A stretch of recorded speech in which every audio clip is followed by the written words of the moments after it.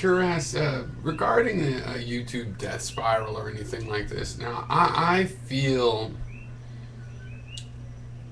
positively about you that it reminds me of, like, I have relatives that have certain abominable features. I imagine and I feel about it the way I've had Christian friends that thought, oh, Piero, you're very ethical, though they'd use my real name, but it's a damn shame you're going to hell.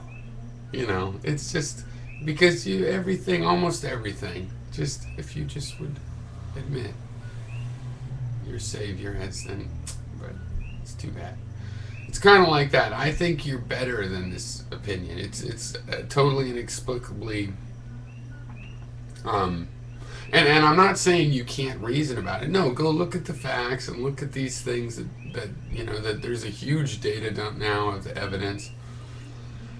And you don't have to be able to get the whole big picture to start picking things out of it. You know, you don't have to, and then that's how you would get the big picture. Picture a little thing and go, oh wait, no, this is wrong. You know, that's how that works. So you got to start somewhere, or just don't. You know, you can't. Well, anyway, I mean, the thing I object to is using some sort of impression. You have to be able to go to the facts and say, well, for example, he had a gun on him too, and he had a knife, and he had 15 wallets of other people. You know, I mean, little petty thieves, when they get shot and you search them, and they have a couple wallets or there's something. This kid. But you know, in terms of the death spiral, I mean, I give you. It's not like I'm going to think you aren't compassionate or understanding in some broad sense, but I'm not going to hold back that this is a super extreme, ugly view. And like other commenters that might think that, I mean, I don't know what's going on. It's like sort of an off your meds kind of situation a little bit that, you know, and then for a comment you seem reasonable, like, well, I'll look it up, I guess, since I admit I'm going from an impression. You know, honest, like I'd expect you to be. But then somebody gives you a little pushback on the whole thing, besides me saying, and then you bring right back to, well, that little thug was guilty. I mean, that's not okay. This is somebody's child that's dead. You can't just be smart ass about his guilt at death, his guilt that might justify his death. You know, just because some dingle mangle on the internet's giving you a comment, the higher meaning is this reality of this really is life and death. Let's take it serious, you know. And I mean that all the way through, and I'm sticking up to that.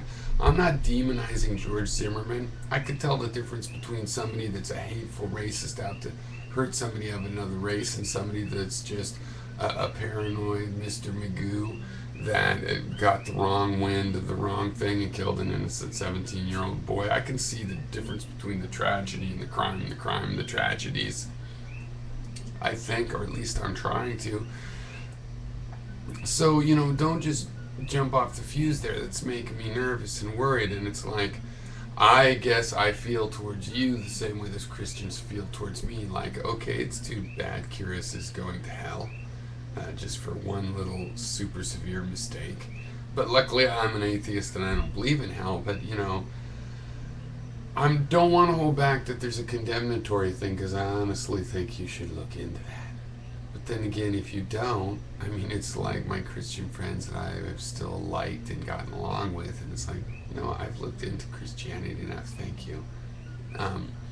The difference is that I'm not talking about Christianity, I'm talking about compassion. You know, come on. This kid has living parents. You should see the video of his dad. It's like, this is a pretty together guy, his dad, and Trayvon. I mean, his dad told a story of where Trayvon actually dragged his dad out of a burning house when Trayvon was 9 years old. And then Trayvon's dad had to face that he wasn't there to save Trayvon's life. It's really touching.